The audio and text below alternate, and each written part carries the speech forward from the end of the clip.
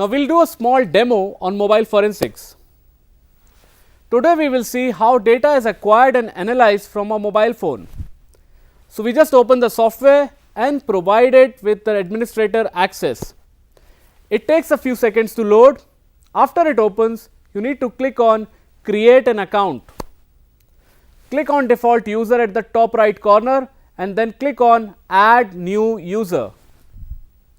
You will have to fill a form with details like name, organization, department, and if you want to upload a profile pic. Finally, click on create to create the user. After the user is created, just choose the user and click on switch. Now we can move on to the acquisition process. Click on acquire at the top left corner and it will open another window on screen. There you will have 4 options: smartphone, feature phone, SD or UFS memory or USIM. The device being used right now for demonstration is Xiaomi Poco F1. It is a smart device and runs on Android operating system.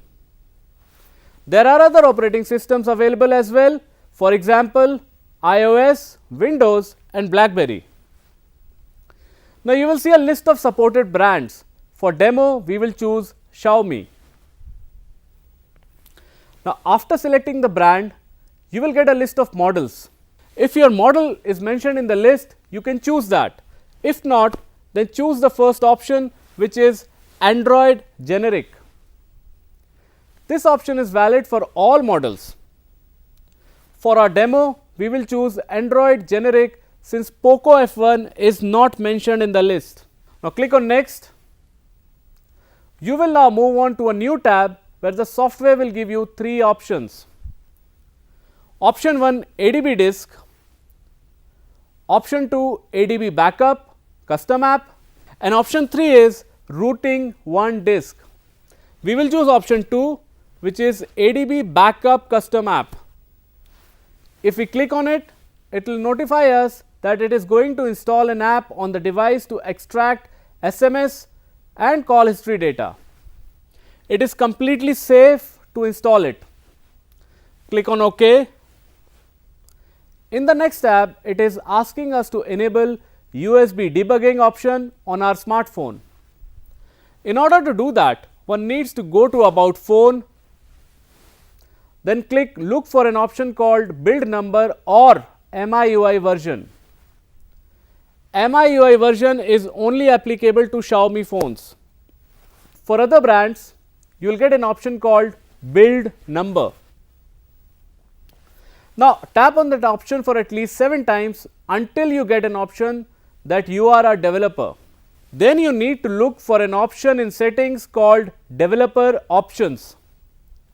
Open it and then look for USB debugging and enable it. It will show a warning message.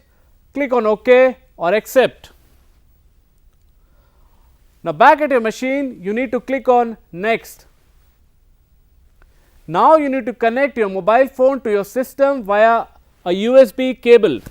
Once connected, at the mobile phone you will get 3 options. Choose no data transfer from the list.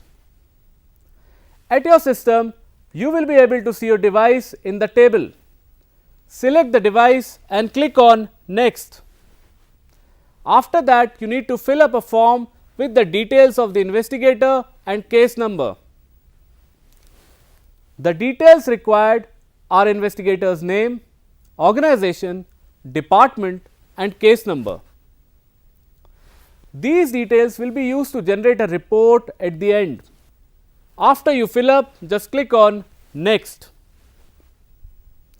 Now the acquisition process has started.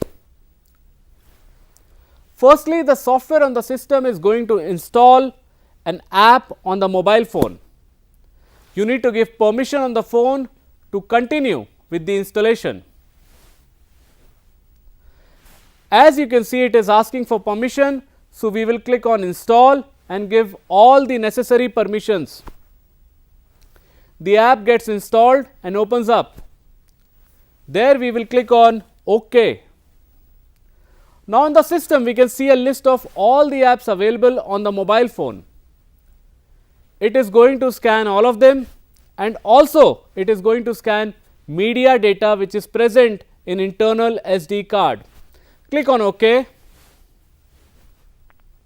It has detected a few apps installed on this demo device, for example, Firefox, Skype, Telegram, Truecaller and WhatsApp. It is going to downgrade these apps to an older version in order to retrieve data from them. There is nothing to worry, since after the data retrieval process is over, it is going to upgrade them back to normal without any data loss. As you can see on the system, it says waiting for device. What it actually did is created a backup of the apps that it is going to downgrade and has rebooted the device. After the reboot is successful, unlock the device and reconnect it. As you can see, the system is asking us to unlock the screen lock, disconnect the phone and reconnect it. So, we have unlocked the screen, disconnected the device from the system and reconnected it back to the system after a 3 seconds wait time. If at this point your USB debugging option is disabled, then you need to enable it again by following the same procedure how I explained it earlier. As you can see that the phone is connected to the system, the software has started to install the downgraded version of the apps as mentioned before. However, it is going to ask us permission for the same. So, whenever we get a notification for installation on the phone, just click on install. Now, all the downgraded version of the mentioned apps are installed on the phone. Now, the system is requesting us to click on backup my data on the phone whenever the option is prompted. As you can see, we get two options, backup my data and do not backup. So, we will click on backup my data. The data acquisition process will begin after the backup is complete. The time taken for acquisition might vary from device to device based on your system configuration. For our case, it took 45 minutes and the acquisition process is complete now. Now, it is moving on to cleanup process. It will uninstall the downgraded versions of the apps that were previously installed and also the app that is installed on its own. Then it will restore all the apps back to normal. Once everything is done, just click on close. The acquisition part is over. Now, we move on to the analysis part. In the next tab, click on all the options and click on next. The system is going to generate a human readable format of the report. Then click on next. After that, it is going to generate a hash of the data. Next, it shows a list of options which it is going to display in a simple format. Just check the options that you are looking for. For demo purposes, we check them all and click on next. The output generation takes a few minutes. After that, just click on finish. The system will also generate a prompt of whether you want to run a SQLite DB or not. For our demo, we are not going to run, so we will click on cancel. Now, let us analyze the results. At first, we will see a list of all the images that has been recovered.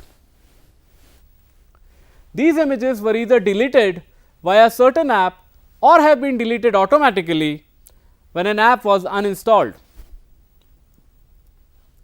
The application was able to recover the thumbnails for these images. Next, we can see a table of deleted WhatsApp data, which can be WhatsApp messages, it can be WhatsApp images, videos or voice notes. The application was able to recover deleted data from WhatsApp. The content in red are all deleted files. We will also be able to see the call log, which includes incoming, outgoing and missed calls. The details visible are the caller ID, contact name if visible, date and time of the call operation. We can also see all the SMS stored in the mobile phone's internal memory. The details include the sender or receiver's ID, the date and time of sent or received messages along with the message content and other details. In this way, this application has displayed all the information it was able to gather from the evidence. Now we need to prepare a documentation of all the findings. So we will need to generate a report. In order to do that, we click on Export Report at the top. You can see the details of the investigator at the top, like investigator name, organization and department. Other than that, there are other information like case number, name and other relevant details. Then we need to select a name of items that we need to add to the report. Some of the important data that should be mentioned in the report are call logs, SMS, WhatsApp messages, deleted files and so on.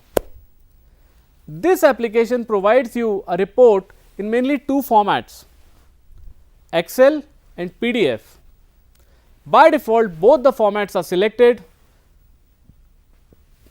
We are going to uncheck the Excel format since we will generate the report in PDF format only. Then we click on OK.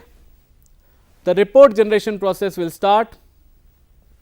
It will take some time to generate the report. Once the report is generated, it will automatically open the folder where the report is stored. You can then double click on the report to open it and view its contents. The report is loaded. Let us now see what are the contents of the report. As you can see here, the investigator details are mentioned along with case information and analysis information. Next, we can see details of the device we investigated on. For example, here we can see it was a Xiaomi device running on Android platform. We can get the dumped image information. The application also generated a SHA-256 hash of the image and the original device. It also verified the integrity of the image. In this way, all the information gathered by the application will be mentioned in the report. The report can be submitted to other authorities appointed by law for further investigation if needed. Now we are going to discuss the statutory framework under which a mobile phone can be seized. Police is a state issue in India. However, investigatory powers of police officers across India are regulated through a federal law. It is known as the Criminal Procedure Code 1973 CRPC. Among other things, the CRPC details show searches and seizures are to be conducted for inter alia the purposes of criminal investigations. Besides the power to conduct a personal search upon arrest, these following provisions are of specific relevance in our context. Section 91 of CRPC. This confers concurrent powers upon police and magistrates to compel any person to produce any document or other thing that is necessary or desirable for the purpose of any investigation, inquiry, trial or other proceeding under this code. Section 93 CRPC confers power on a court to issue a search warrant if it considers that a person will not produce a document or a thing as directed under section 91 CRPC, or where the document or thing is not known to be in the possession of any person, or where the purposes of any inquiry, trial or other proceedings under this code will be served by general search or inspection. Section 94 CRPC confers power to issue a warrant to authorize the search of any place suspected to contain stolen property, forged documents and so on as mentioned in the section, and take certain actions in respect of the same. Section 165 CRPC confers power upon a police officer, the power to conduct a warrantless search of a place if he has reasonable grounds for believing that anything necessary for the purpose of an investigation into any offence may be found in such place and that such thing cannot be otherwise obtained without undue delay. In the exercise of this power, the police officer is required to record in writing the grounds for such belief and as far as possible the thing for which search is to be made. It is clear then that the police have powers to go ahead and search or seize a mobile phone with or without a warrant, but in the latter case are required to record reasons in writing for such search. Section 91 CRPC applies to things, and an order can be passed directing a person to produce his or her mobile phone where police thinks it is necessary and desirable for an investigation. It is also possible to imagine a mobile phone being the target of a specific search warrant under section 93 CRPC or an item that is seized during a general search authorized under that provision. And finally are the seizure powers of section 102 CRPC, which do not need a prior warrant and empowers police to seize any item found in circumstances raising suspicion of the commission of an offence. In a vast majority of cases, when the police are seizing a mobile phone and ask the person to unlock it, that person simply complies. But obviously, there have been cases where this does not happen, in which case law enforcement agencies needs some legal basis to get the mobile phone unlocked. In comparison to the legal framework that allows for seizing a phone, we find that statutory basis for compelling a person to unlock the mobile phone is less clear. Now, as per the previous provisions, section 91, 93 and so on, besides a requirement in section 100 CRPC that persons who are residing in or in charge of a place must assist the police, there is nothing similar in respect of logged things that might be sought for or searched or seized by police. As seen in practice, the most common practice is for police to simply demand passcodes during interrogation or questioning. The powers to examine witnesses during investigations under section 161 CRPC require that all persons answer truly all questions put by the officer except those which would have a tendency to expose the person to a criminal charge or to a penalty or forfeiture. I would like to conclude here. Technological development in India is going to be highly dependent on mobile communication technology. The prime benefit of mobile technology and services is providing reachability to all sectors of the subscriber's choice. New devices and services are being introduced rapidly. These are more smart and powerful in terms of computing capability, storage capacity with scalability and portability in size. The advantages make this technology frequently adaptable to every group of people. The influence and rapid development in this technology pose a serious security challenge.